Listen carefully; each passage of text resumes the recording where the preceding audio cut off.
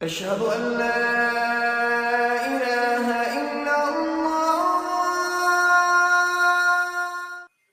فاصدع بما تؤمر وأعرض عن المشركين إنا كفيناك المستهزئين الذين يجعلون مع الله إلها آخر فسوف يعلمون ولقد نعلم أنك يضيق صدرك بما يقولون فسبح بحمد ربك وكن من الساجدين واعبد ربك حتى يأتيك اليقين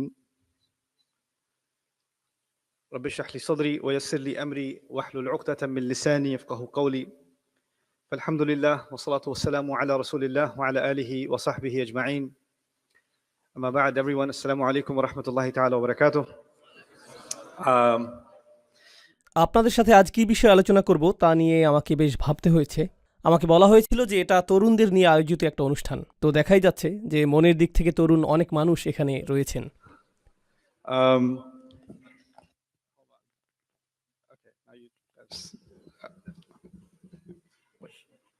Okay.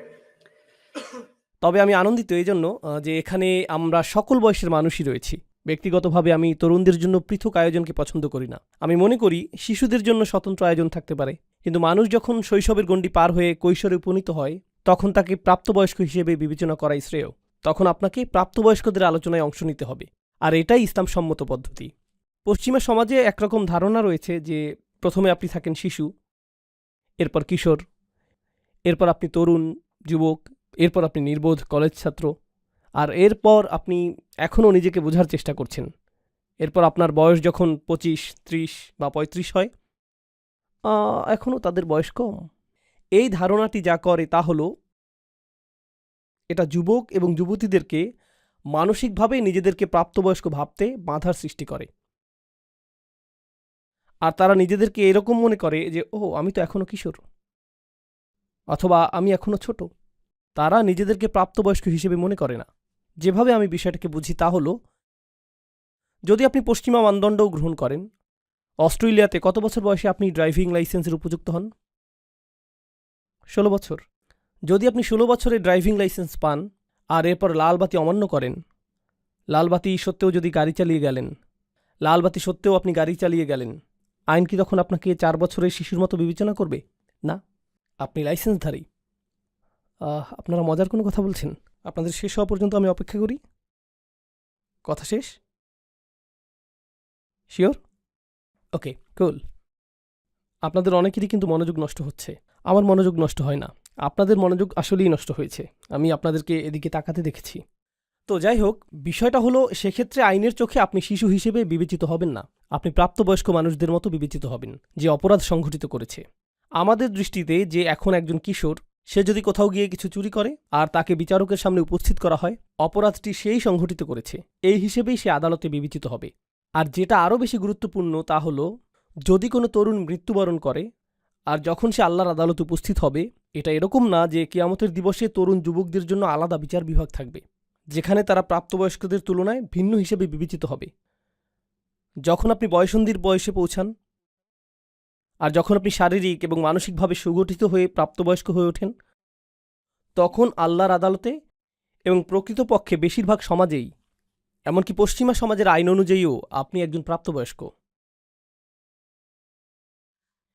কিন্তু কোনো অজানা কারণে আমরা তাদেরকে প্রাপ্তবয়স্ক হিসেবে বিবেচনা করি না। কোনো অজানা কারণে আমরা আমাদের তরুণদেরকে প্রাপ্তবয়স্ক হিসেবে বিবেচনা করতে অস্বীকৃতি জানাই, কিন্তু আমি সেরকমটা মনে করি না। আমি তাদেরকে শিশু হিসেবে বিবেচনা করি না, আমি তাদের সাথে প্রাপ্তবয়স্কদের মতোই কথা বলি। তাই আমি আনন্দিত যে আমাদের এই আসরে, যেখানে আজকে তরুণদের নিয়ে আলোচনা হওয়ার কথা ছিল, এখানে দাদার বয়সী এবং নাতির বয়সী মানুষ পাশাপাশি বসে আছে, আর এতে সমস্যার কিছুই নেই। এভাবেই এটা হওয়ার কথা ছিল। ঠিক আছে, এখন আমি আমাদের বিষয়বস্তুতে ফিরে আসতে চাই এবং কিছু ভাবনা আপনাদের সাথে শেয়ার করতে চাই। আমার সেই ভাবনাটি হলো একটি সূরা নিয়ে, যা কিছুদিন আগে আমি অধ্যয়ন করেছিলাম, সূরাতুল ওয়াকিয়া। আল্লাহ সূরা ওয়াকিয়াতে বিচার দিবসের দৃশ্যপট বর্ণনা করেছেন। কোরআনের বেশিরভাগ স্থানে যখন বিচার দিবসের বর্ণনা দেয়া হয়েছে, সেখানে এমন মানুষের বিবরণ এসেছে যারা জান্নাতে যাবে এবং এমন মানুষের বিবরণ এসেছে যারা জাহান্নামে যাবে। দুইটি শ্রেণী, তাই না? কিছু মানুষ জাহান্নামে যাবে, আগুনে পুড়বে, কিছু মানুষ জান্নাতে যাবে। পরিষ্কার সরল শ্রেণীবিন্যাস। তো সূরা ওয়াকিয়া যে কারণে কৌতূহল জাগ্রতকারী তা হলো দুই শ্রেণীর পরিবর্তে এখানে আল্লাহ আমাদেরকে তিনটি শ্রেণীর কথা বলেছেন। তিনি বলেছেন আসহাবুল মাইমানাতি মা আসহাবুল মাইমানা, ডান পাশের মানুষেরা। এরা সেই সকল মানুষ যাদেরকে ডান হাতে আমলনামা প্রদান করা হবে, আর এর ফলশ্রুতিতে তারা জান্নাতের পথে অগ্রসর হবেন, যেটা সূরা তাহরিমে এভাবে বর্ণিত হয়েছে, রব্বানা আতমিমলানা নূরানা, হে আমাদের প্রভু, আমাদের আলোকে পরিপূর্ণ করে দিন, আমাদেরকে জান্নাতের সুদীর্ঘ পথ পাড়ি দেওয়ার সামর্থ্য প্রদান করুন। কিন্তু যেহেতু আপনার আমলনামা ডান হাতে রয়েছে, তাই আপনার ডান দিক থেকে আলো প্রতীয়মান হচ্ছে, সেই আলোর আভা আপনার বুক থেকেও ঠিকরে বেরুচ্ছে। ইয়াসআ নূরুহুম বাইনা আইদিহিম ওয়া বিআইমানিহিম, আর তারা জান্নাতের দিকে বেহেশতের সদর দরজা অভিমুখে হেঁটে যাচ্ছে। তারা হবেন ডান দিকের মানুষ। আর এরপর রয়েছে বাম দিকের মানুষ, আসহাবু শিমালি মা আসহাবু শিমাল, এরা হলো বাম দিকের মানুষ। এটুকু বোধগম্য। কিন্তু এছাড়াও আল্লাহ অস্বাভাবিকভাবে তৃতীয় একটি শ্রেণী যোগ করে বললেন ওয়াসসাবিকুন আসসাবিকুন, প্রথম সারির মানুষেরা। প্রথম সারির মানুষেরা, প্রথম এবং প্রধান, ভিআইপি সেকশন। আমি চাই যে আপনারা বিষয়টা কল্পনা করুন। বিশাল সংখ্যক মানুষ রয়েছে ডান দিকে, বিশাল সংখ্যক মানুষ রয়েছে বাম দিকে, আর তারপর কিছু সংখ্যক মানুষ রয়েছে যারা একেবারে সামনে অবস্থান করছে। এখানে পেলাম ডান অংশ, বাম অংশ এবং সামনের অংশ। আর সামনের অংশকে আল্লাহর নিকটে আনা হয়েছে, উলাইকাল মুকাররবুন, তারা আল্লাহর নৈকট্য লাভ করেছে, তাদেরকে অনুপম এই স্থান প্রদান করা হয়েছে, এমনকি বিচার দিবসেও। তো কোন বিষয়টি এই মানুষগুলোকে বিশেষ মানুষে পরিণত করল, আর কিভাবে তারা ডান দিকের মানুষদের থেকে আলাদা? অনেক মানুষ যারা এই আয়াতটির ব্যাখ্যা করেন তারা চিন্তা করেন মুহাজিরদের কথা, যারা রাসূল সাল্লাল্লাহু আলাইহি সাল্লামের মক্কায় অবস্থানকালে তারা আহ্বানে সাড়া দিয়েছিলেন। প্রথম দিকের ইসলাম গ্রহণকারী ব্যক্তিগণ, যেমন আবু বকর সিদ্দিক রাদিয়াল্লাহু তাআলা আনহু, আলী রাদিয়াল্লাহু তাআলা আনহু, প্রথম দিকের মুসলিমগণ, তারাই প্রথম ইসলাম গ্রহণ করেছিলেন। আর আয়াতেও প্রথম সারির মানুষদের কথা বলছে। এর মাধ্যমে অবশ্যই প্রাথমিক যুগের মুসলিমদেরকেই বোঝাচ্ছে। একটু পরে আমরা এই বিষয়ে বিস্তারিত আলোচনা করব। এখানে আরেকটা বিষয় রয়েছে। এই মতামতটি সম্পূর্ণ সত্য না হওয়ার কারণ হল আল্লাহ সূরা তওবাতে একটি বিষয়ের উল্লেখ করেছেন, আস-সাবিকুনাল আউয়ালুন মিনাল মুহাজিরিনা ওয়াল আনসার। তিনি বলেছেন অন্য সকলের আগে যাদের অবস্থান তারা মুহাজিরদের অন্তর্ভুক্ত, যার অর্থ সেই মানুষেরা যারা মক্কায় ইসলাম গ্রহণ করেছেন। কিন্তু তিনি এখানে আনসারদের কথাও বলেছেন, যারা সাহায্যকারী হিসেবে মদিনাতে ছিলেন, আর মদিনার মানুষদের অবদান এসেছে বেশ পরে। তো এখন আমরা শিখলাম যে সাবিকুন শব্দটি এমন মানুষদেরকে বোঝাচ্ছে না যারা আগে ইসলাম গ্রহণ করেছেন, কারণ এটা সেই মানুষদের অন্তর্ভুক্ত করেছে যারা এসেছে আগে, এবং এটা সেই মানুষদেরও অন্তর্ভুক্ত করেছে যারা এসেছে পরে। তাহলে সাবিকুন বলতে আসলে কি বোঝায়, সেটাই আজকে আমরা কিছুটা বোঝার চেষ্টা করব। একটু আগে ইমাম সাহেব চমৎকারভাবে সূরা হিজরের শেষের কিছু আয়াত পাঠ করেছেন। আমরা সাবিকুনের এই ধারণাটিকে সূরা হিজরের শেষের অংশের সাথে সম্পর্কযুক্ত করব। সূরা ওয়াকিয়ার ছোট একটি অংশ এবং সূরা হিজরের কয়েকটি অংশ, তাহলেই আজকে আমার কাজ শেষ। এরপর আমি কিছু খেতে যেতে পারবো। ওকে, তো এখন আমি আপনাদের সাথে যা শেয়ার করব তা হলো একটি উদাহরণ। গত বছর আমার বেশ কয়েকটি মুসলিম দেশে এবং অমুসলিম দেশের বেশ কয়েকটি মুসলিম সম্প্রদায়ে ভ্রমণ করার সুযোগ হয়েছে, আর আমি সেখানে কিছু বিষয় লক্ষ্য করেছি। এটা আপনার পরিবার এবং সমাজের জন্য সত্য হতে পারে, আবার নাও হতে পারে। ব্যাপক সংখ্যক মুসলিম পরিবারে যা ঘটে যাচ্ছে তা হলো আমরা আমাদের পুত্রদেরকে লালন পালন করছি নির্দিষ্ট কিছু প্রত্যাশা নিয়ে, আমরা আমাদের কন্যাদেরকে লালন পালন করছি নির্দিষ্ট কিছু প্রত্যাশা নিয়ে। তো আমি আপনাদের একটি উদাহরণ দিচ্ছি। পাকিস্তানে আমি যা লক্ষ্য করেছি সে বিষয়ে। আমি পাকিস্তানি বংশোদ্ভূত, তাই কিছু সময়ের জন্য সেখানে বেড়াতে গিয়েছিলাম। আমরা আমাদের কন্যাদেরকে মেডিকেল কলেজে ভর্তি করার জন্য জোর দিয়ে থাকি। তো পাকিস্তানে অনেক অনেক মেয়ে, লাখ লাখ মেয়ে ডাক্তার হয়ে বের হয়, কিন্তু এটা এজন্য না যে তারা আসলেই ডাক্তার হবে। যখন তারা ডাক্তারি ডিগ্রি লাভ করে, এটা তাদেরকে বেশ যোগ্য বিয়ের পাত্রী হিসেবে তৈরি করে। তো পাকিস্তানে লাখ লাখ তরুণ নারী ডাক্তার হয় এজন্য না যে তাদের মা বাবা তাদেরকে ডাক্তারি করাতে চায়, অথবা হাসপাতালে কাজ করাতে চায়, অথবা গ্রামে প্রসূতিদের সন্তান জন্মদানে চিকিৎসা সহায়তা প্রদান করাতে চায়।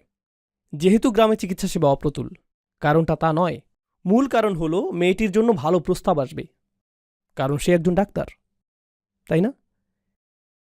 কেন আপনি ডাক্তার হতে চান? কারণ আমার মা বাবা চান যে আমি ডাক্তার হই, আর আমার বড় বোন ডাক্তার হয়েছে এবং তার জন্য ভালো প্রস্তাব এসেছিল। এজন্যই আমি এটা করছি। ইনশাআল্লাহ আমিও আমার বড় বোনের মতো সফলতা পাব। এই মেয়েরা তাদের বড় বোনদের দেখে নিজেদেরকে তুলনা করছে এবং বলছে যে এটাই সফলতার মানদণ্ড, এটাই আমি অর্জন করতে চাই। আমি যদি এটা অর্জন করতে পারি তাহলে জীবনে কিছু একটা অর্জন করা হবে। তরুণ যুবকদেরকে উৎসাহিত করা হয় ইঞ্জিনিয়ার, ডাক্তার অথবা এই ধরনের কিছু হওয়ার জন্য, কারণ তাহলে তারা ভালো চাকরি পাবে। আর যখন তারা ভালো চাকরি পাবে তারা সম্মানিত হবে। মানুষ বলবে, মাশাআল্লাহ, আমার ছেলে একজন ডাক্তার, একজন ইঞ্জিনিয়ার, আমার ছেলে এটা, আমার ছেলে সেটা। তো এটা একটা অহংকারের বিষয়ে পরিণত হয়। আর এই তরুণ যুবককে আপনি যদি জিজ্ঞেস করেন যে কেন আপনি ডাক্তার হতে চান, সে ডাক্তার হতে চায় কারণ তার পরিবারের সকলেই ডাক্তার। তার পিতা একজন ডাক্তার, অথবা তার চাচারা ডাক্তার, তার বড় ভাই ডাক্তার। ওহ মাই গড, সে ডাক্তার হয়ে গিয়েছে। এখন আমি যদি ডাক্তার না হই তাহলে তো আমি একজন হতভাগ্য। আমি কি বোঝাতে চাচ্ছি? মূল বিষয়টি বুঝিয়ে বলছি। আপনার জীবনের গতিপথ নির্ধারণের জন্য গোটা অনুপ্রেরণাটি আসছে অন্য কোনো স্থান থেকে। অন্য কেউ আপনার জন্য মানদণ্ড নির্ধারণ করে দিয়েছে, আর আপনাকে সেই মানদণ্ড অনুসরণ করতে হবে।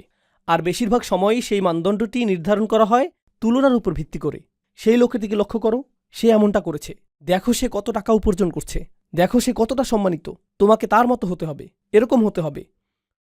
তো আমরা মূলত লক্ষ কোটি মানুষের মিলিত অনুসরণপ্রিয় একটি জাতি।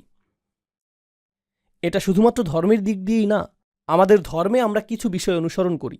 আমরা নামাজে একই পদ্ধতি অনুসরণ করি, আমরা হজ এবং রোজার ক্ষেত্রে একই সময়সীমা অনুসরণ করি।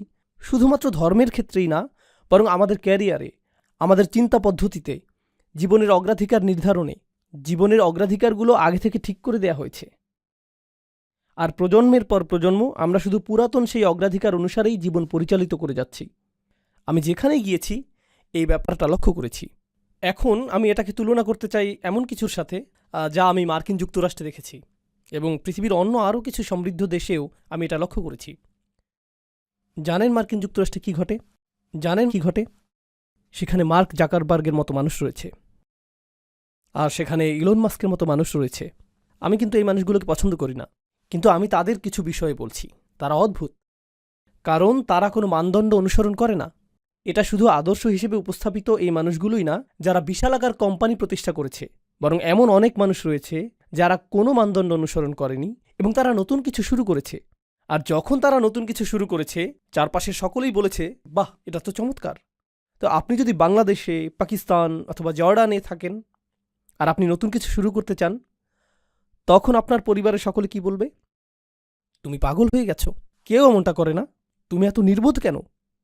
তোমার চাচাতো ভাইয়ের মতো হতে পারো না? তোমার ভাইয়ের মতো হতে পারো না? তোমার বোনের দিকে দেখো, অমুকের দিকে দেখো, অনুসরণ করো, অনুসরণ করো, অনুসরণ করো। নতুন কিছু কেন করছো?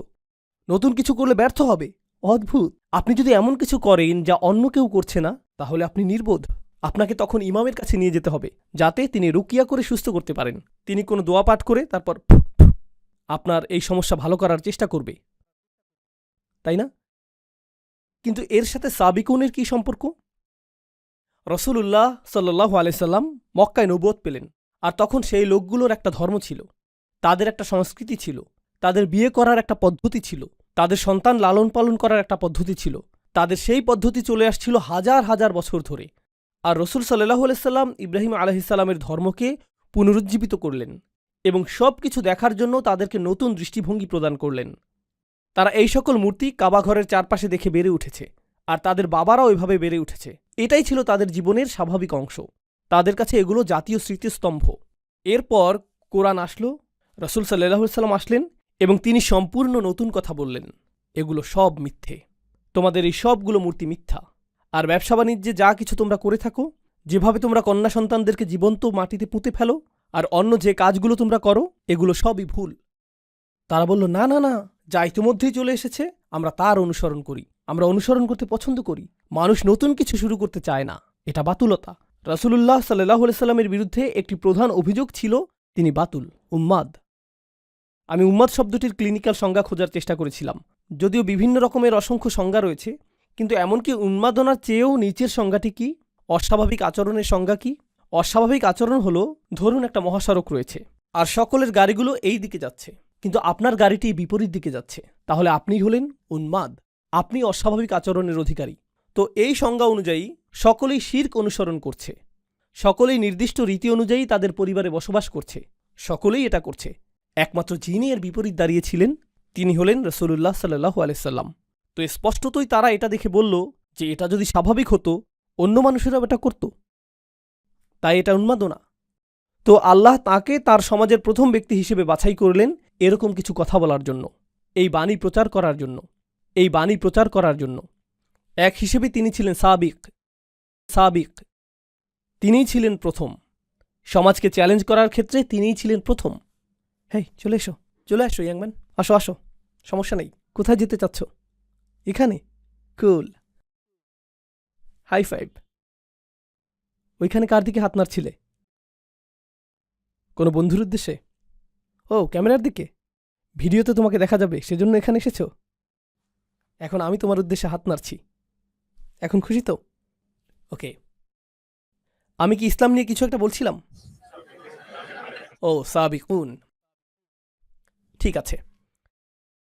তো আমি চাই যে আপনারা কল্পনা শক্তিকে কিছুটা কাজে লাগান।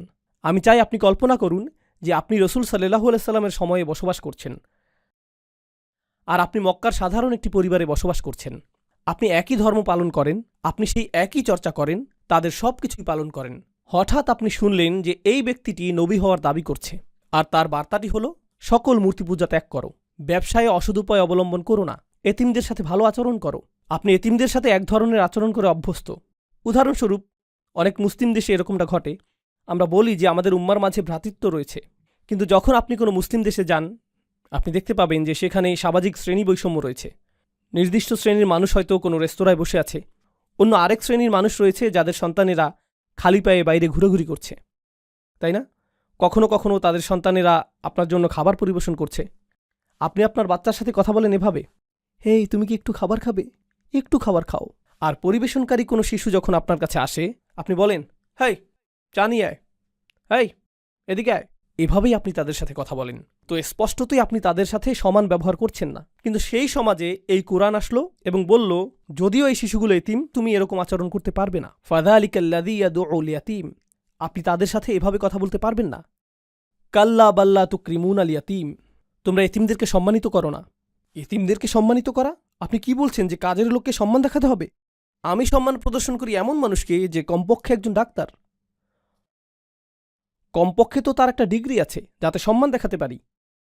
জানেন উম্মার আরেকটা বিষয় আমি লক্ষ্য করেছি, অনেক সময় যখন আপনি নতুন কোনো স্থানে যান, মানুষ নিজের ব্যাপারে প্রথম কোন কথাটি বলে? সে কি অর্জন করেছে। আসসালামু আলাইকুম, আমার নাম আব্দুল করিম, আমি একজন ডাক্তার, আমি এই হাসপাতাল প্রধান, এবং এটা এটা এটা এটা এটা যোগ্যতার সম্পূর্ণ একটি তালিকা। আমি আপনাকে চিনি না, কিন্তু আপনি আমার কাছে আসলেন আর বললেন, আসসালামু আলাইকুম রহমতুল্লাহ, আমার নাম এটা এটা, আমি এই মসজিদটি প্রতিষ্ঠা করেছি। ওহ, কুল। আমি চাই যে আপনি বিষয়টি জানেন। আমরা এরকম কেন বলি? কারণ কেন আপনি আমাকে সম্মান করবেন যদি না জানেন যে আমি কি অর্জন করেছি? আমাকে সম্মান করার আপনার কোনো কারণ নেই। কোরআন কি বলে? কোরআন বলছে যে এতিমদেরকে আপনার সম্মান করতে হবে। আল্লাহ বলেছেন যে প্রতিটি আদম সন্তানই সম্মানিত। আমি তাদের যোগ্যতা সম্পর্কে জানি না, আমি জানি না কোন পরিবার থেকে তারা এসেছে, আমি জানি না তাদের পেছনের ইতিহাস কি, তারা কি পোশাক পরেছে তাতে কিছু যায় আসে না, আমি তাদের গায়ের রং অথবা ভাষা আঞ্চলিকতার পরোয়া করি না, তারা কোন গ্রাম থেকে এসেছে এগুলো কোনোটাই গুরুত্বপূর্ণ না। প্রতিটি আদম সন্তানই সম্মানিত, এটাই কোরআনে এসেছে। আপনি কিন্তু এখনও আপনার কল্পনা ব্যবহার করছেন। আপনি জাহিলি মক্কাতে রয়েছেন আর বলছেন এটা অদ্ভুত, সকলেই এখন সমান। ওকে, গৃহহীন এই পথশিশুটি আমার সামনে, হে, এটা কোন ধরনের ধর্ম যা যুক্তিসঙ্গত না? কিন্তু আপনি চিন্তা করতে শুরু করলেন যে হয়তো এটা যুক্তিসঙ্গত, হয়তো সকল মানুষ আসলেই সমান, হয়তো এই শিরক এবং উপাস্যগুলো যুক্তিসঙ্গত না, হয়তো সত্য ধর্ম শুধু একটি, হয়তো সৃষ্টিকর্তা শুধুমাত্র একজন, তার কথা আমাকে আরেকটু শুনে দেখতে হবে। আর আপনি নীরবে এই মানুষটির কথা শুনতে শুরু করলেন, মুহাম্মদ রাসূলুল্লাহ সাল্লাল্লাহু আলাইহি ওয়াসাল্লাম। আর তারপর আপনি সিদ্ধান্ত নিলেন যে আমার পরিবারের মধ্যে আমিই প্রথম ব্যক্তি হতে চাই, উঠে দাঁড়িয়ে এটা বলার জন্য যে আশহাদু আল্লা ইলাহা ইল্লাল্লাহ ওয়া আশহাদু আন্না মুহাম্মাদান আবদুহু ওয়া রাসূলুহু। শুধু আপনার কল্পনাকে ব্যবহার করুন। যখন আপনি এটা করবেন, আপনার পরিবারের প্রতিক্রিয়া কি হবে? লক্ষ্য করুন, তারা নবীজিকে কি বলেছে? উন্মাদ। তারা বলবে, তুমিও তার সাথে থেকে উন্মাদ হয়ে গিয়েছ। দেখো, সে উন্মাদ, কেউই তার অনুসরণ করে না, কেন তুমি তাকে অনুসরণ করছো? আমরা তাকে সম্মান করতাম এবং পছন্দ করতাম তার এই অদ্ভুত ব্যাপারগুলো প্রকাশিত হওয়ার আগে, কিন্তু স্পষ্টতই সে কোনো ধরনের সমস্যায় ভুগছে এবং মানসিক ভারসাম্য হারিয়েছে। আর তুমিও অকারণেই নিজের মানসিক ভারসাম্য হারাচ্ছ। তোমাকে স্বাভাবিক আচরণ করতে হবে। স্বাভাবিক অর্থ তোমাকে অন্য সকলের মতো হতে হবে, কারণ আপনি যদি অন্য সকলের মতো না হন তাহলে আপনি উন্মাদ। তো এই লোকগুলো, প্রথম মানুষগুলো যারা ইসলাম গ্রহণ করেছিলেন, জানেন তারা কি করেছিলেন? তারা অন্য সকলের সমর্থন হারাতে প্রস্তুত ছিলেন। তাদের অন্য কারো কাছ থেকে অনুপ্রেরণার প্রয়োজন ছিল না। অন্য কেউ তাদেরকে অনুপ্রেরণা দিচ্ছিল না। প্রকৃতপক্ষে সকলে তাদেরকে নিরুৎসাহিত করছিল। যখন তারা ইসলাম গ্রহণ করলেন, যেই মানুষগুলো তাদেরকে ভালোবাসত তারা অসন্তুষ্ট হয়ে পড়ল। যারা তাদের সাথে ব্যবসা করত তারা লেনদেন বন্ধ করে দিল। যারা তাদেরকে অনুকরণীয় হিসেবে দেখত এখন তারা তাদেরকে নিচু চোখে দেখে এবং তাদের থেকে দূরত্ব বজায় রেখে চলে। যাদেরকেই তারা ভালোবাসত বিনিময়ে তারা এখন ঘৃণা করে। তারা বিচ্ছিন্ন, একাকী এবং একঘরে হয়ে পড়ল। এমনকি এখানে শ্রোতাদের মধ্যে অনেক নমুসলিম ভাইদেরও একই অবস্থা। যারা অমুসলিম পরিবার থেকে এসেছেন এবং ইসলাম গ্রহণ করেছেন, তারা নিজেদের পরিবার থেকেও একই রকম অভিজ্ঞতার শিকার হয়েছেন। কিছু পরিবার বেশ ভালো, কিন্তু অন্যরা বলে, তুমি এটা কি করলে? তুমি পরিবারটা ভেঙে ফেললে। তুমি কেন স্বাভাবিক না? কেন তুমি এত অদ্ভুত? কেন তুমি শত্রু ধর্ম গ্রহণ করলে? এই ধরনের কথা তাদেরকে শুনতে হয়। কিন্তু তারা তাদের নিজ পরিবারের মাঝে সাবিক। সাহাবীরাও তাদের নিজের পরিবারে সাবিক হয়েছিলেন। কোরআন আমাদেরকে সেই মানুষদের গুণাবলী সম্পর্কে শিক্ষা দিয়েছে যারা গোটা পৃথিবীকে পরিবর্তন করে দিয়েছিলেন। কারণ আমরা গর্ব সহকারে বলতে পারি যে এই কোরআন 23 বছর ধরে নাজিল হয়েছে এবং এটা গোটা পৃথিবীকে পরিবর্তিত করে দিয়েছে। পৃথিবীকে পরিবর্তন করতে চাইলে পৃথিবীর অনুসরণ করলে চলবে না। আপনাকে নতুন কিছু করতে হবে, না হলে এটা সম্ভব না। অন্য সকলে যা করছে তা আপনাকে চ্যালেঞ্জ করতে হবে। কোনো পরোয়া করবেন না, আপনাকে এটা করতেই হবে। আপনাকে উঠে দাঁড়াতে হবে এবং এটা করতে হবে। আপনি কোনো প্রথার অনুসরণ করবেন না, বরং আপনাকে প্রথা ভঙ্গ করতে হবে। আপনি নিজের মূলনীতি অনুসরণ করে চলবেন। আপনি সাবিক হয়ে উঠবেন। আর সাবিকদের সাথে কি ঘটে? সেই মানুষগুলো যখন শুরু করে, সকলে তাদেরকে কি বলে? উন্মাদ। সকলে তাদেরকে প্রত্যাখ্যান করে। সকলে তাদের সন্তানদেরকে এদের ব্যাপারে সতর্ক করে, এই মানুষগুলোর অনুসরণ করো না। তারা এমন কিছু করে যা অন্য কেউ করে না। এরা অদ্ভুত, এরা আজব। আর সাবিকুনরা যখন এই সকল সমালোচনা, এই সকল আক্রমণ, প্রতিনিয়ত নিরুৎসাহিত করা মন্তব্য এবং বর্জনের শিকার হয়, তারা নিজেদের অনুপ্রেরণাকে প্রভাবিত হতে দেয় না। তারা নিজেদের অনুপ্রেরণাকে প্রভাবিত হতে দেয় না। তারা এতে প্রভাবিত হয় না, বরং তারা সামনে অগ্রসর হতে থাকে। আর আল্লাহ এ ধরনের মানুষদের ক্ষেত্রে কি করেন? তিনি তাদেরকে পরীক্ষা করতে চান যে তারা কি আসলেই সাবিক হতে চায় নাকি অনুসারী হতে চায়। আর এক পর্যায়ে তারা সফল হন। অবশেষে আল্লাহ তাদেরকে বিজয় প্রদান করেন। আর যখন আল্লাহ তাদেরকে বিজয় দান করেন, জানেন কি ঘটে? অন্য মানুষরা তখন তাদেরকে অনুসরণ করে। এটাই আল্লাহর নির্ধারিত নিয়ম। এটা শুধুমাত্র রাসূল সাল্লাল্লাহু আলাইহি ওয়াসাল্লামের সিরাতেই ঘটেনি, বরং এটা পৃথিবীতে সব সময়ই ঘটেছে। এটাই আল্লাহর নির্ধারিত নিয়ম। অদ্ভুত ধারণার অধিকারী এমন মানুষ রয়েছে। উদাহরণস্বরূপ কেউ বলতে পারে যে আমি মিনি কাপকেক উৎপাদন করব। এটা শুনতে অদ্ভুত মনে হয়, কেউ তো এটা কিনবে না। আর তারপর তারা নিজেদের গ্যারেজে এই স্টুপিড কোম্পানি শুরু করে। আর তারপর এটা সর্ববৃহৎ কাপকেক কোম্পানিতে পরিণত হয়। এটা বিশাল আকার ধারণ করে। এরপর সকলে তাদেরকে অনুসরণ করতে চায় এবং তাদের ধারণার পুনরাবৃত্তি করতে চায়। কেন? কারণ তারা নতুন কিছু শুরু করেছে। কেউ ঝুঁকি নিতে আগ্রহী না, কারণ কেউ নিশ্চিত না যে এটা কাজ করবে কিনা। সম্ভবত এটা ব্যর্থ হবে। যখন এটা সফল হয় তখন আমরা তা অনুসরণ করতে প্রস্তুত। আজকের দিনে পৃথিবীর যে সকল জাতি সবচেয়ে শক্তিধর, যে সকল জাতি অর্থনৈতিক দিক থেকে সবচেয়ে শক্তিশালী, সাংস্কৃতিকভাবে শক্তিশালী, কৌশলগতভাবে শক্তিশালী, সামরিকভাবে শক্তিশালী, তাদের সকলের মধ্যে অভিন্ন একটা জিনিস আপনি পাবেন। তারা উদ্ভাবনকারী জাতি। তারা গবেষণা এবং উন্নয়নের জাতি। তারা প্রচুর নতুন জিনিস আবিষ্কার করে। তারা বিজ্ঞানের জগতে সর্বদাই সাবিক। তারা চিকিৎসা বিজ্ঞানে বিভিন্ন শাখা নিয়ে গবেষণায় সাবিক। আপনি কাফিরদেরকে অভিশাপ দিতে পারেন, তাদের প্রতি রাগান্বিত হতে পারেন, কিন্তু আপনার মায়ের যদি কোনো অপারেশনের প্রয়োজন হয়, সামর্থ্য থাকলে আপনি পশ্চিমা দেশগুলোর সেরা হাসপাতালটিতেই যাবেন, কারণ সেসব ক্ষেত্রে তারা সাবেকুন। অন্য কোথাও না গিয়ে আপনি সেখানেই যাবেন। আপনি তাদেরকে ঘৃণা করেন, তাদের বিরুদ্ধে এটা সেটা বলেন, কিন্তু তাদের বানানো মোবাইলটাই আপনি কিনেন। কোনো মুসলিম দেশে প্রস্তুত মোবাইল না। যেমন আমরা যদি মুসলিম ফোন নাম দিয়ে কোনো মোবাইল বানাই, মানুষ এটা তেমন কিনবে না।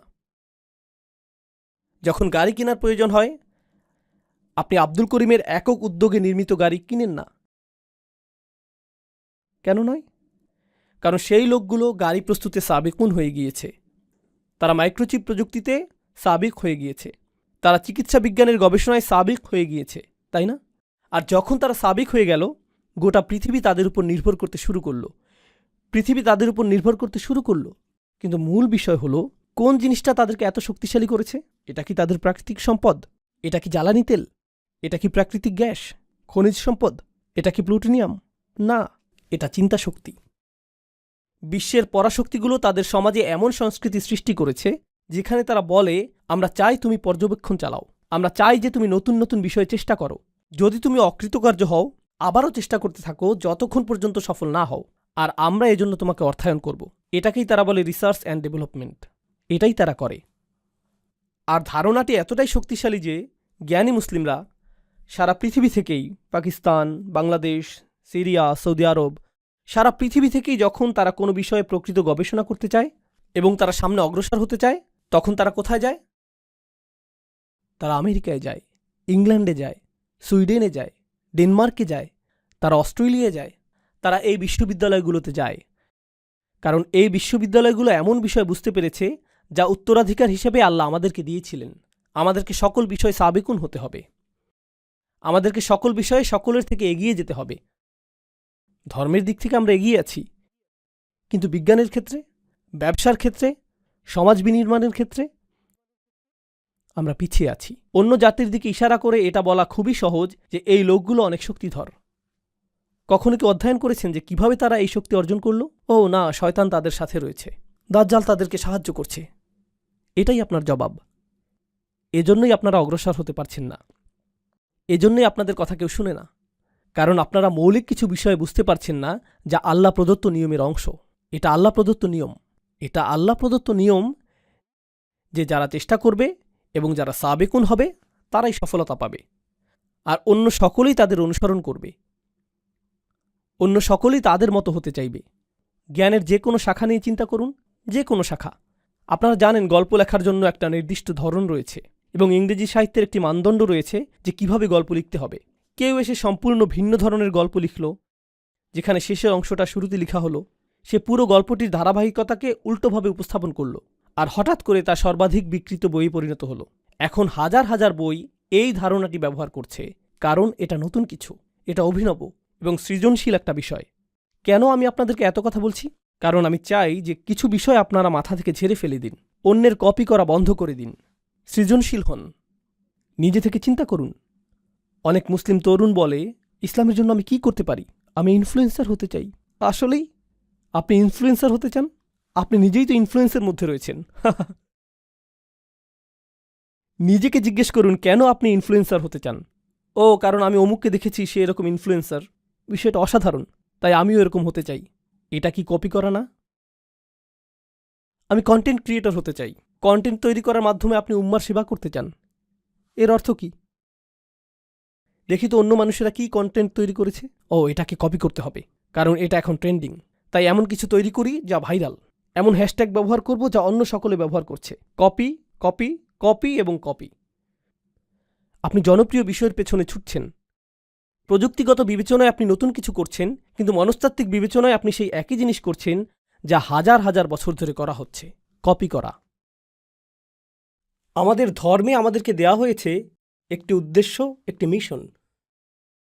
মুসলিমরা নিজেদেরকে অন্য সংখ্যালঘুদের মতো সংখ্যালঘু মনে করা উচিত না। আমি এমন মুসলিমদের কথা বলছি যারা অমুসলিম দেশে রয়েছে। আমি যেহেতু এখন অস্ট্রেলিয়ায়, তাই এখন আপনাদের উদ্দেশ্যেই বলছি। মূলত আমি বসবাস করি আমেরিকায়।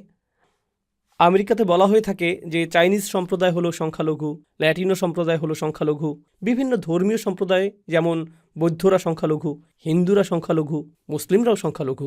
আমরা শুধুমাত্র সংখ্যালঘু সম্প্রদায়। লক্ষ্য করুন, আপনাকে চিহ্নিত করার জন্য আপনি অন্য কাউকে সুযোগ করে দিচ্ছেন। আপনি এই চিহ্নিতকরণ মেনে নিয়েছেন, আর আমরা যেহেতু সংখ্যালঘু, আমাদের নিজেদের সংখ্যালঘু অধ্যুষিত এলাকায় স্থানান্তরিত হওয়া উচিত। আর তারপর সেখানে আমরা এমন সব কাজ করি যা আমরা সব সময়ই করে থাকি, তাই না? আমরা বড় চিন্তা করছি না, আমরা এমন চিন্তা করি না যে কিভাবে আমরা এমন আদর্শ মুসলিম হতে পারবো এবং এমন আদর্শ সম্প্রদায়ে পরিণত হতে পারবো যেখানে অমুসলিমরা এসে বলবে যে আমরা এখানে বসবাস করতে চাই, এই এলাকায় স্থানান্তরিত হতে চাই, আমরা এই মানুষগুলোর কাছাকাছি থাকতে চাই। জানেন সাধারণত কি ঘটে যখন মুসলিমরা কোনো এলাকায় স্থানান্তরিত হয়? অমুসলিমরা সেই এলাকা ছাড়তে থাকে। ও, এই এলাকাটা অদ্ভুত হয়ে গিয়েছে। আর সেই এলাকার জমির মূল্যমান বাড়ার পরিবর্তে সেখানকার মূল্যমান কি ঘটে? পতন ঘটতে থাকে। অন্য সংখ্যালঘু সম্প্রদায়ের ক্ষেত্রে যখন তারা কোনো এলাকায় স্থানান্তরিত হয় তখন কি ঘটে? সে এলাকার মূল্যমান বৃদ্ধি পায়, কারণ তারা সৃজনশীল আর নতুন কিছু করে, তারা নতুন জিনিস তৈরি করে, তারা একে অপরের সাথে সহযোগিতা করে, যেটা আমার পরবর্তী আলোচ্য বিষয়। শক্তিশালী এবং সৃজনশীল একটি মুসলিম সম্প্রদায় গঠনের ক্ষেত্রে আমাদের করণীয় কি?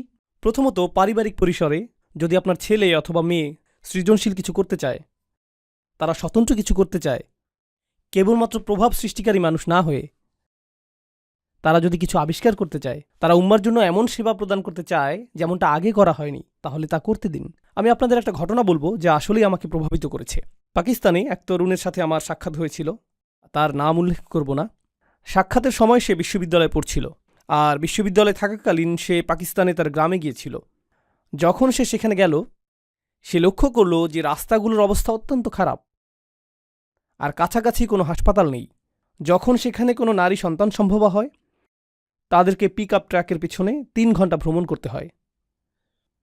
সন্তান সম্ভবা নারী যিনি শীঘ্রই সন্তান জন্ম দিবেন, তাকে পিক আপ ট্র্যাকের পিছনে থাকতে হয়। এভাবে 3 ঘন্টা লাগে হাসপাতালে পৌঁছতে। আর এই সকল নারীর বেশিরভাগেরই সন্তান মারা যায়। আর এটাই গ্রামীণ জীবনের বাস্তবতা। তারা নিজেরা সন্তান জন্মদানের চেষ্টা করে, যদি জটিলতা তৈরি হয় তখন তাদেরকে ডাক্তারের কাছে নিতে হয় এবং পথিমধ্যে অনেকেই মৃত্যুবরণ করে। আর সে এটা কাছ থেকে দেখল।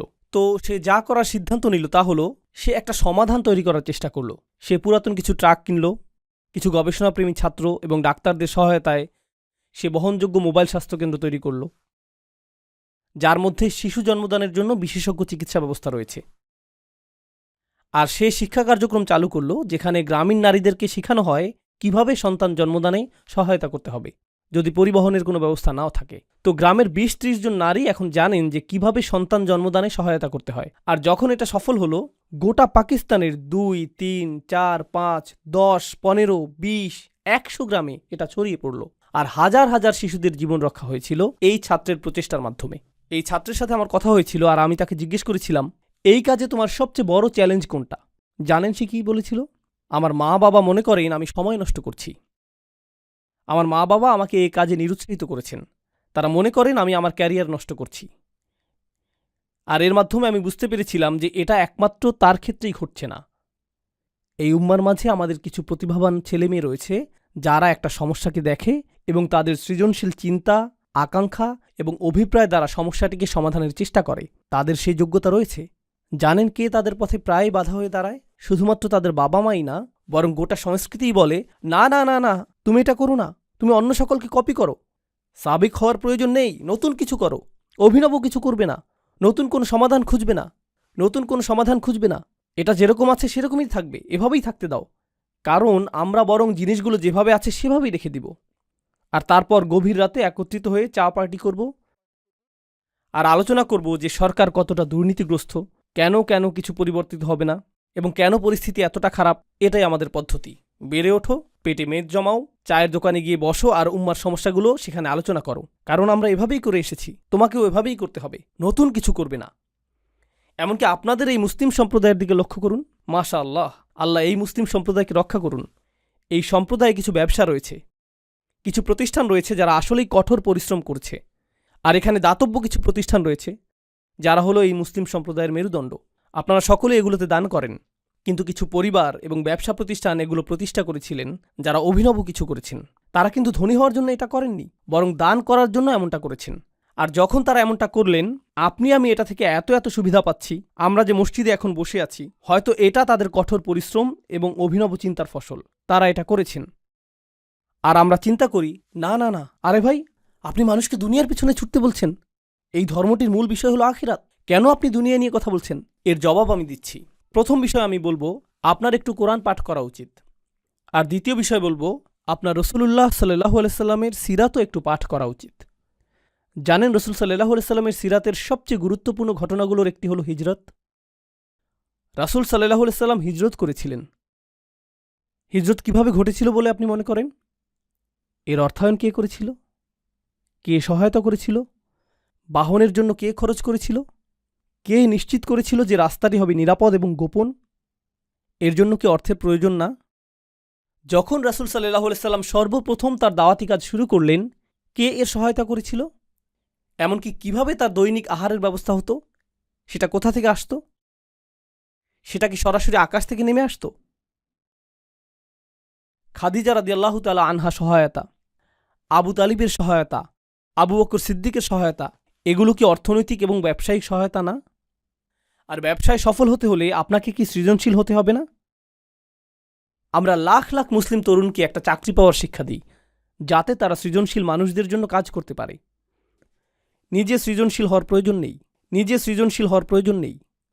ডাক্তার হও, অ্যাকাউন্টেন্ট হও, ইঞ্জিনিয়ার হও, ইঞ্জিনিয়ারিং প্রতিষ্ঠানের জন্য কাজ করো, তাদেরকে অর্থশালী করো, তাদের ব্যবসাকে বড় করো। আল্লাহ আমাদের নিজেদের ক্ষমতায়নের কথা বলেছেন, মৈত্রী সম্পর্ক তৈরির কথা বলেছেন। মৈত্রী সম্পর্ক অর্থনীতি এবং ব্যবসা বাণিজ্যের মাধ্যমেও সৃষ্টি হয়। কোরআনের মনোরম একটা বিষয় হল, আল্লাহ বলেছেন, ওয়াল্লাযীনা কাফারু বা'দুহুম আউলিয়াউ বা'দ। কাফিররা একে অপরের মিত্র। আর ওয়াল মুমিনুনা ওয়াল মুমিনাত বা'দুহুম আউলিয়াউ বা'দ। মুমিন পুরুষ এবং নারীরা একে অপরের মিত্র। কিন্তু তিনি এই আয়াতটির শেষে বলেছেন, ইল্লাম তাফআলু তাকুন ফিতনাতুন ফিল আরদ। তোমরা যদি এটা না করো তাহলে পৃথিবীতে ফিতনা সৃষ্টি হবে। যদি তোমরা মিত্র না হও, যদি তোমরা পরস্পর সহযোগিতা না করো, যদি তোমরা বৃহত্তর প্রতিষ্ঠান এবং সমন্বিত বিনিয়োগ সৃষ্টি না করো, তাহলে পৃথিবীতে বড় ধরনের ফিতনা সৃষ্টি হবে। আমাদেরকে এখন মসজিদ নির্মাণের বাইরেও আরও চিন্তা করতে হবে। আমাদেরকে দাতব্য প্রতিষ্ঠান নির্মাণের বাইরেও আরও চিন্তা করতে হবে। আমাদেরকে শক্তিশালী ব্যবসা প্রতিষ্ঠা করতে হবে, সর্বোত্তম বিশ্ববিদ্যালয়, সেরা সব প্রতিষ্ঠান।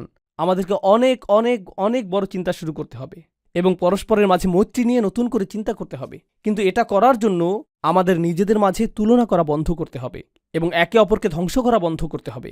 সংক্ষেপে আরও কিছু কথা বলবো এবং এরপর সূরা হিজরের শেষের দিকের আয়াতে যাব, যেরকম কথা আপনাদেরকে দিয়েছিলাম। সফল সমাজ ব্যবস্থার একটা বিষয় আমি লক্ষ্য করেছি, যা রাসূল সাল্লাল্লাহু আলাইহি সাল্লামের সিরাতে উপস্থিত ছিল, আর তা হলো ঈমানদারগণ একে অপরকে সহায়তা করা। যখন কেউ ব্যর্থ হয়েছে, তারা তাকে অনুপ্রেরণা দিয়েছিলেন। আর জানেন এখন আমাদের মাঝে কি ঘটে? যখন কেউ সফল হয়, আমরা তার সমালোচনা করি এবং সমালোচনা করা নিশ্চিত করি, যতক্ষণ পর্যন্ত না সে ব্যর্থ হয়। এরপর আমরা বাকি সকলে শান্তি অনুভব করি। সফল সমাজ ব্যবস্থা ব্যর্থ মানুষকে গ্রহণ করে এবং তাদেরকে বারবার চেষ্টা করার জন্য অনুপ্রাণিত করে, যতক্ষণ না তারা সফল হয়ে যায়। আর ব্যর্থ সমাজ ব্যবস্থা সফল ব্যক্তিদের পিছু নেয় এবং তাদেরকে সহ্য করতে পারে না, ফলে তাদেরকে নিচে নামিয়ে দিতে চায় পরস্পরের মাঝে মৈত্রী, শক্তি এবং সহায়তা সৃষ্টি করার পরিবর্তে। এ বিষয়ে প্রচুর চিন্তাশক্তি ব্যয় করতে হবে যে আধুনিক সময়ে এই আয়াতগুলো কী অর্থ বহন করছে। কিন্তু আপনাদের মধ্য থেকে যারা অভিনব কিছু করবেন, আমার উদাহরণের সেই তরুণ যুবকটির মতো যারা নতুন কিছু করবেন, যারা শুধুমাত্র প্রভাব সৃষ্টিকারী হবেন না, আপনাকে বাস্তব কিছু করতে হবে। আপনি বাস্তব সমস্যা সমাধান করতে চাইবেন। আপনাকে বলে রাখছি, উম্মার সকল সমস্যা আপনি একা সমাধান করতে পারবেন না। যখন মানুষ এসে প্রশ্ন করে, উস্তাদ, কিভাবে আমরা উম্মার সকল সমস্যা সমাধান করব? এই সমস্যা শেষ হবে যখন আপনি এরকম নির্বুদ্ধিতাসুলভ প্রশ্ন করা বন্ধ করবেন, যখন আপনি বস্তুনিষ্ঠ প্রশ্ন করা শুরু করবেন। এখানে আমি একটা সমস্যা দেখছি, আমি এটা সমাধান করতে পারবো, কিন্তু এটা সব সমস্যার সমাধান করবে না। আমাদের সংখ্যা তো কয়েকশো কোটি। আমাদের প্রত্যেকেই যদি একটি করে ছোট সমস্যা সমাধান করি, কল্পনা করতে পারেন আমরা কি ধরনের উম্মায় পরিণত হব? যদি আমাদের কিছু অংশ চিকিৎসা সমস্যা সমাধান করি, আর আমাদের কিছু অংশ সামাজিক সমস্যা সমাধান করি, আর আমাদের কিছু অংশ শিক্ষা সমস্যা সমাধান করি, আমাদের কিছু অংশ রাজনৈতিক সমস্যা সমাধান করি, দেখতে পাচ্ছেন কিভাবে এটা একত্রে জমা হচ্ছে? সকল সাহাবী কি একই কাজ করেছেন, নাকি তাদের প্রত্যেকেই ভিন্ন ভিন্ন সম্ভাবনাকে কাজে লাগিয়েছেন? তাদের প্রত্যেকেই অবদান রেখেছেন এবং সাহাবীকে পরিণত হয়েছেন তাদের নিজস্ব পরিসরে, তাদের নিজস্ব প্রতিভায়। তারা সকলেই একরকম ছিলেন না। তাদের প্রতি রাসূল সাল্লাল্লাহু আলাইহি সাল্লামের প্রত্যাশাও একরকম ছিল না। তো এটা আপনার মাথায় গেঁথে দেওয়ার জন্য সৌভাগ্যবশত এই আয়াতটি একটু আগে আমরা নামাজে শুনেছি। এখানে রাসূল সাল্লাল্লাহু আলাইহি সাল্লামকে একটি নির্দেশ দেওয়া হয়েছে, আর যখন তাকে কোনো নির্দেশ দেওয়া হয়, আমরা এটাকে সুন্নাহ হিসেবে গ্রহণ করি। তাকে বলা হয়েছে আর তার মাধ্যমে আমাদেরকেও বলা হয়েছে। তিনি বলছেন, ফাসদা বিমা তুমারু ওয়া আ'রিদ আনিল মুশরিকিন। এই আয়াতটি আমার অনেক প্রিয়। আল্লাহ বলেছেন, খেয়াল করুন, সংকল্পবদ্ধ হন এবং সামনে এগিয়ে যান, যা করতে আপনাকে নির্দেশ দেওয়া হয়েছে, এবং মুশরিকদেরকে উপেক্ষা করুন। যারা পেছনে কথা বলে তাদেরকে উপেক্ষা করুন, সমালোচকদেরকে উপেক্ষা করুন, তাদের উপেক্ষা করুন যারা মনে করে যে আপনি শক্তিহীন, তাদের উপেক্ষা করুন যারা মনে করে যে আপনি তাদের জন্য হুমকি। উপেক্ষা করুন, উপেক্ষা করুন, উপেক্ষা করুন। আপনার একটি মিশন রয়েছে, আপনার মিশনের প্রতি মনোযোগী হন। আপনি এই কাজ নিয়োজিত। আ'রিদ আনিল মুশরিকিন, তাদের উপেক্ষা করুন, তাদেরকে আপনার পথে আসতে দিবেন না। আরবিতে সদ শব্দটি খুবই কৌতূহল উদ্দীপক। এটাতে কি বুঝায়? এটা দিয়ে বুঝায় ফাটল, কোনো পাথর অথবা মাটির রাস্তায় সৃষ্ট ফাটল। যদি আপনি একটি পাথরের মাঝে ফাটল সৃষ্টি করেন, সদাআতাহু, তো এটা এরকম যেন আল্লাহ রসুল সাল্লাল্লাহু আলাইহি সাল্লামকে বলছেন, আপনার সামনে বিশাল একটা প্রতিবন্ধকতা রয়েছে, এর মাঝে ফাটল সৃষ্টি করুন এবং মনোযোগ হারাবেন না। প্রতিবন্ধকতা রয়েছে, এটাকে ভেঙে ফেলুন, মনোযোগ ধরে রাখুন, বিভ্রান্ত হবেন না, মুশরিকদেরকে বিভ্রান্ত করার সুযোগ দিবেন না। ফাসদা বিমা তুমারু ওয়া আ'রিদ আনিল মুশরিকিন। আপনি যদি মনোযোগ সুসংহত রাখতে পারেন, অসাধারণ অনেক কাজ আপনি সম্পন্ন করতে পারবেন। কিন্তু জানেন আমাদের ক্ষেত্রে কি ঘটে? জানো তারা কি বলেছে? জানো তারা কি করেছে? তাদের বক্তব্য কি? সর্বদা আপনি এই বিষয়ে মনোযোগী, আর যখন আপনি তাদের কথার দিকে মনোযোগ দেন, তখন আপনার যেই কাজ করা উচিত তার প্রতি মনোযোগ দিতে পারেন না। আপনার মনোযোগ হারিয়ে যায়। আপনার তো স্বতন্ত্র মিশন রয়েছে, আপনার তো স্বতন্ত্র দায়িত্ব রয়েছে। ওয়া আ'রিদ আনিল মুশরিকিন। তারপর আল্লাহ রাসূল সাল্লাল্লাহু আলাইহি সাল্লামকে বললেন, ইন্না কাফাইনাকাল মুস্তাহজিইন, আমি আপনার জন্য যথেষ্ট তাদের বিরুদ্ধে যারা আপনাকে বিদ্রূপ করে। সেই লোকগুলো যারা সমালোচনা করে, উপহাস করে, বিদ্রূপ করে এবং তুচ্ছতাচ্ছিল্য করে, তাদের ব্যবস্থা আমি করব। চিন্তা করবেন না। যখনই কেউ সাবিক হয়, যখনই কেউ অভিনব কিছু করে, সে উপহাসের শিকার হয়। কি করছো তুমি? কেউ এমনটা করে না, এটা নির্বুদ্ধিতা সুলভ, তুমি একটা নির্বোধ, এরকমটাই হয়ে থাকে। আর আমি আপনাদের বলতে পারি, আল্লাহ যেহেতু রসুল সাল্লাল্লাহু আলাইহি সাল্লামকে এই কথাগুলো বলেছেন, এগুলো চিরকালের জন্য প্রযোজ্য হয়ে গিয়েছে। যখন আপনি ভালো কিছু করতে যাবেন আর তা আগে করা হয়নি কিন্তু তা করতে হবে, সেক্ষেত্রে মানুষ আপনাকে উপহাস করবে। তুমি কি মনে করেছো এতে কাজ হবে?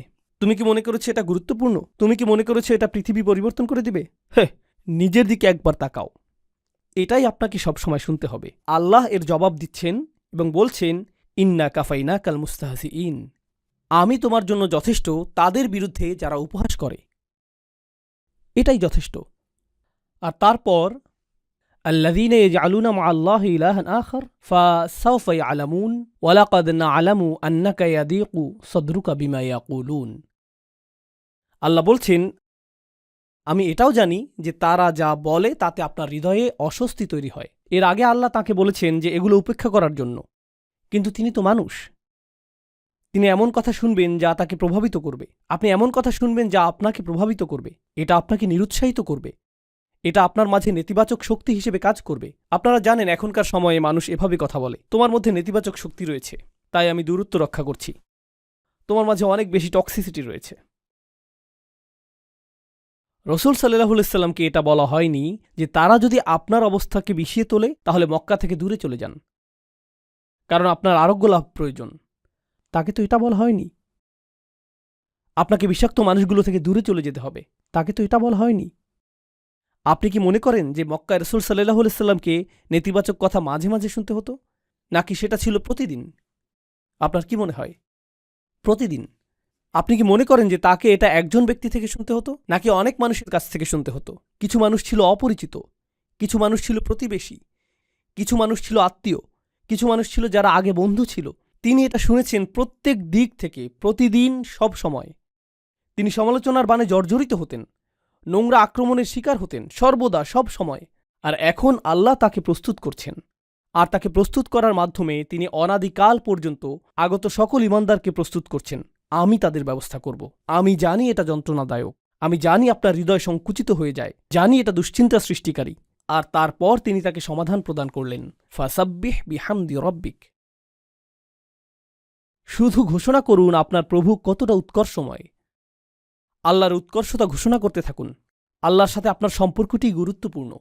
প্রসঙ্গক্রমে এখানে ফাসাব্বিহ বিহামদি রব্বিক ওয়াকুম মিনাস সাজিদিন আয়াতটি দিয়ে ইঙ্গিত করা হচ্ছে যে প্রশংসা করার মাধ্যমে আল্লাহ যে উৎকর্ষময় তা প্রকাশ পাবে। আমি একটু পরে এটা বুঝিয়ে বলছি। সিজদাকারীদের অন্তর্ভুক্ত হও। তাসবিহ এবং সিজদার কথা এসেছে। নামাজ শুরু হয় তাসবির মাধ্যমে এবং নামাজের শেষ অংশগুলোর একটি হল সিজদা। রসুল সাল্লাল্লাহু আলাইহি সাল্লামকে বলা হলো যে আপনি যখন এই সকল নেতিবাচক কথা শুনতে পান তখন আমি চাই যে আপনি কিছুটা দূরে চলে আসুন এবং নামাজে আল্লাহর সাথে কথোপকথনে মেতে উঠুন। ফলশ্রুতিতে সকল নেতিবাচক প্রভাব দূর হয়ে যাবে। এজন্যই আমি আপনাকে নামাজ প্রদান করেছি, যাতে তারা এই সমালোচনার মাঝেও প্রশান্ত থাকতে পারে। নামাজ হল স্বয়ং আল্লাহ প্রদত্ত থেরাপি।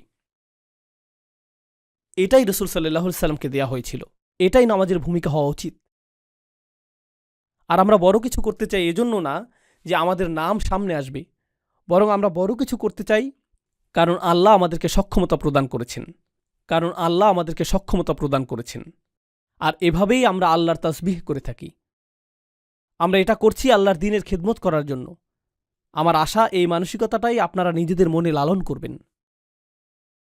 সার্বক্ষণিক দুইটি জিনিস আপনাদের করতে হবে। এক, আপনার সামনে একটি মিশন রয়েছে, সেদিকে আপনাকে মনোযোগী হতে হবে। আরেকটি হলো আল্লাহর ইবাদত, আপনাকে সেদিকেও মনোযোগী হতে হবে। ভিতরগত একটা লক্ষ্য রয়েছে, বহির্গত একটা লক্ষ্য রয়েছে। আপনি এই দুইটির মাঝে বিচরণ করছেন। জানেন কি ঘটে? কিছু মানুষ শুধুমাত্র ব্যবসা বাণিজ্য, প্রবৃদ্ধি, ক্ষমতায়ন এবং রাজনীতির প্রতি মনোযোগী হয়ে পড়ে। এগুলো সবই বহির্গত বিষয়। এখানে কিসের প্রতি মনোযোগের অভাব? ইবাদত।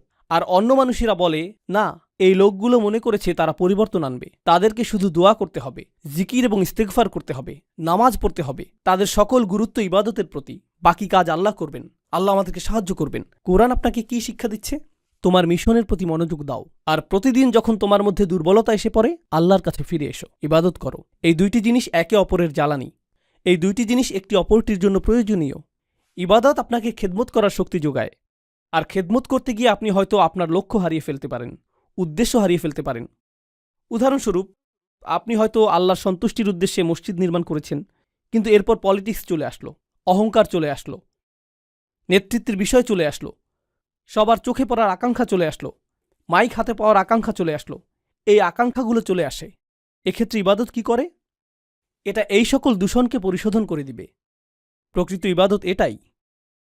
আল্লাহ কোরআনে এই দুইটি জিনিসের মাঝে ভারসাম্য প্রদান করেছেন। তো ফাসাব্বিহ বিহামদি রব্বিক এই আয়াতাংশটি নিয়ে শেষের কিছু কথা বলে আজকের মতো আলোচনার ইতি টানবো ইনশাআল্লাহ তাআলা। তাসবিহ এবং হামদ দুইটি জিনিস, তাই না? দুইটি ভিন্ন জিনিস। কিভাবে আমরা তাসবিহ করি? সুবহানাল্লাহ বলে। কিভাবে আমরা হামদ পড়ি? আলহামদুলিল্লাহ বলে। আপনার জন্য বিষয়টাকে সহজ করে দিই। সাব্বিহ বিহামদি রব্বিক, সরল ভাষায় এর অর্থ আপনাদের বুঝিয়ে বলছি। তাসবিহ অর্থ আল্লাহ সম্পর্কে আপনার কোনো নেতিবাচক চিন্তা অথবা মন্তব্য থাকবে না। এটাই তাসবির অর্থ। আল্লাহ সম্পর্কে আপনি যাই বলেন তা পারফেক্ট হতে হবে। আপনি কখনোই কোনোভাবেই তার সম্পর্কে এমন কিছু ভাববেন না যা পারফেকশনের চেয়ে কম। তার রহমা হলো পারফেক্ট, তার ভালোবাসা হলো পারফেক্ট, তার পরিকল্পনা হলো পারফেক্ট। যে পরিস্থিতির মাঝে তিনি আপনাকে রেখেছেন এর বিচক্ষণতাও পারফেক্ট। উম্মার সংকটময় অবস্থায় আল্লাহর যে পরিকল্পনা, সেই পরিকল্পনাও পারফেক্ট। এটাই তাসবিহ। তো এমনকি যখন নবীজি কাফেরদের করা উপহাস শুনছেন, তারা তো ভয়ঙ্কর রকম খারাপ কাজ করছে, কিন্তু রাসূল সাল্লাল্লাহু আলাইহি সাল্লামের এই অবস্থার মধ্য দিয়ে অতিক্রম করাটাও আল্লাহর পরিকল্পনার অংশ। আর আল্লাহর পরিকল্পনা সর্বদাই কি? পারফেক্ট। নিজেকে এটা স্মরণ করিয়ে দিতে থাকুন যে এমনকি যখন আপনি ভয়ানক সব অভিজ্ঞতার মধ্য দিয়ে সময় অতিক্রম করেন, এটাও পারফেক্ট। এটাও পারফেক্ট একটি পরিকল্পনার অংশ। আপনি সম্পূর্ণ চিত্রটি দেখতে পাচ্ছেন না, শুধুমাত্র আল্লাহই তা দেখছেন। আমি আপনাদেরকে এর একটা উদাহরণ দিচ্ছি। আপনাদের মধ্যে অনেকেই রান্না করতে ভালোবাসেন। আপনি যখন রান্না করেন তখন কেউ একজন পাশে দাঁড়িয়ে দেখছে, তুমি এতগুলো লবণ দিয়েছ, এতগুলো লবণ দিয়েছ।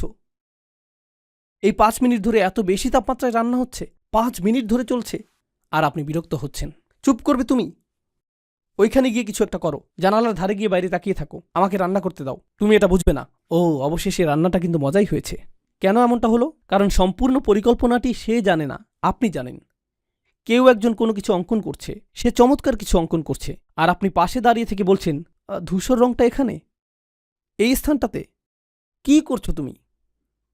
এভাবে তো কাজ করা যায় না, কারণ কেউ একজন পাশে থেকে নজরদারি করছে, তাই না? এখন কল্পনা করুন, আমরা উদ্বিগ্ন হয়ে পড়ি যখন আল্লাহর পরিকল্পনার একটি অংশ দেখি। আপনি পরিকল্পনার সামান্য একটা অংশ দেখেই বলছেন কি সমস্যায় পড়ে গেলাম, কেন এমনটা ঘটছে। আর আল্লাহ বলেন, তোমার জন্য সহজ করে দিচ্ছি, সাব্বিহ। নিজেকে স্মরণ করিয়ে দাও যে পারফেকশনের অধিকারী হলেন আল্লাহ। আর এই চিত্রটির প্রতিটি ছোট অংশ বৃহত্তর একটি পরিকল্পনার অংশ, যা পারফেক্ট, যা আল্লাহ কর্তৃক নির্ধারিত। এটাই তাসবিহ। কিন্তু তিনি শুধু বলেননি যে সাব্বিহ রব্বাক, তিনি বলেছেন সাব্বিহ বিহামদি রব্বিক। তাই আমাদেরকে এখন জানতে হবে যে হামদ বলতে কি বোঝায়। তাসবিহ ছিল আল্লাহ সম্পর্কিত সবকিছুই পারফেক্ট।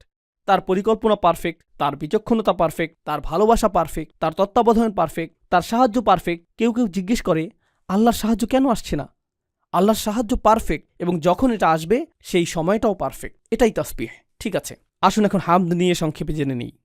হামদ অর্থ তিনি যাই করেন তা ভালো, তা প্রশংসনীয়, এবং আমাদের উচিত এর জন্য তাকে ধন্যবাদ জ্ঞাপন করা।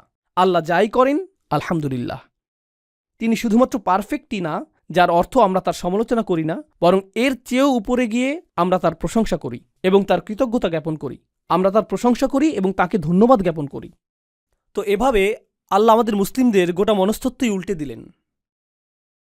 ওয়ালা তাহসাবান্নাল্লাযীনা কুতিলু ফী সাবীলিল্লাহি আমওয়াতান বাল আহইয়াউন ইনদা রাব্বিহিম ইয়ারযাকুন ফারিহিনা বিমা আতাহুমুল্লাহু মিন ফাদলিহি ওয়াস্তাবশিরুনা বিল্লাযীনা লাম ইয়ালহাকু বিহিম মিন খালফিহিম আল্লা খাউফুন আলাইহিম ওয়ালা হুম ইয়াহজানুন।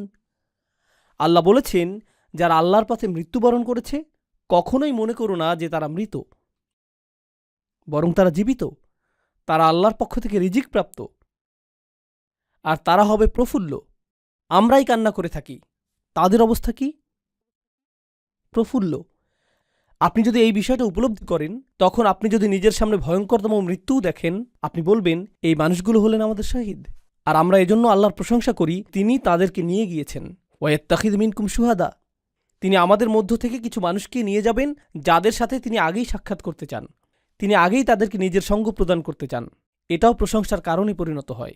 এমনকি এটাও প্রশংসার কারণ, যদিও এটা অপরাধীদের অপরাধকে বৈধতা প্রদান করে না। কিন্তু এই মুহূর্তে এটা আল্লাহর সাথে আপনার সম্পর্কের বিষয়।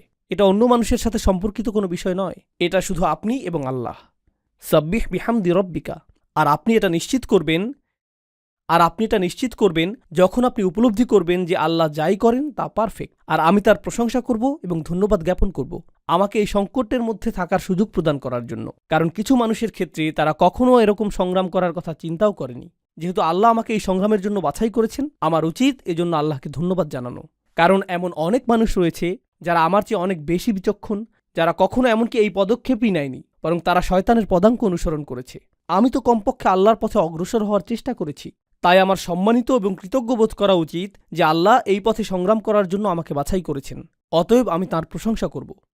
রাসূলুল্লাহ সাল্লাল্লাহু আলাইহি সাল্লাম বিদ্রূপের শিকার হয়েছিলেন, আর এখন তিনি আল্লাহর প্রশংসা করছেন সেই বিদ্রূপের শিকার হওয়ার জন্য। কারণ এই বিদ্রূপই তার মর্যাদাকে উন্নীত করেছে। এটা তার জিহাদের অন্তর্ভুক্ত। আল্লাহ এই সংগ্রামের জন্য তাকে বাছাই করেছেন। ফাসাব্বিহ বিহামদি রব্বিক। আর অকুম মিনাস সাজিদিন। কৃতজ্ঞতার চূড়ান্ত বহিঃপ্রকাশ হল সিজদায় অবনত হওয়া। আল্লাহর সম্মুখে বিনয়ের চূড়ান্ত বহিঃপ্রকাশ হল সিজদায় অবনত হওয়া। তাই সিজদায় লুটিয়ে পড়ুন।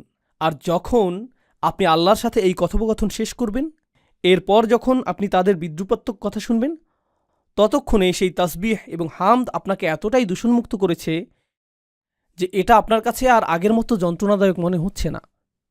দেখতে পাচ্ছেন? উপেক্ষা করতে শিখুন। আরিদ আনিল মুশরিকিন। আমরা জানি এটা যন্ত্রণাদায়ক, আমরা জানি তারা যন্ত্রণাদায়ক কথা বলে, আমরা জানি এটা যন্ত্রণার উদ্রেক করে। আর যখনই এটা তোমার জন্য যন্ত্রণার উদ্রেক করবে, এই হলো তোমার উপশম। তো আমি বিশেষভাবে তরুণদেরকে বলবো, আপনার জীবনে যা করতে চান সে বিষয়ে একনিষ্ঠ থাকুন। আপনি যা অর্জন করতে চান সে বিষয়ে একনিষ্ঠ থাকুন। একনিষ্ঠভাবে কাজ করাকে স্বভাবে পরিণত করুন। আপনি যদি বিশ্ববিদ্যালয়ে পড়েন, শুধুমাত্র বিশ্ববিদ্যালয়ে পড়বেনই না, পড়াশোনার পাশাপাশি একটা কাজ খুঁজে নিন। কর্মস্থলে শিষ্টাচারগুলো শিখুন। শুধু ঘরে বসে থাকবেন না এবং শুধুমাত্র সামাজিক মাধ্যমে ইসলামের খেদমত করবেন না।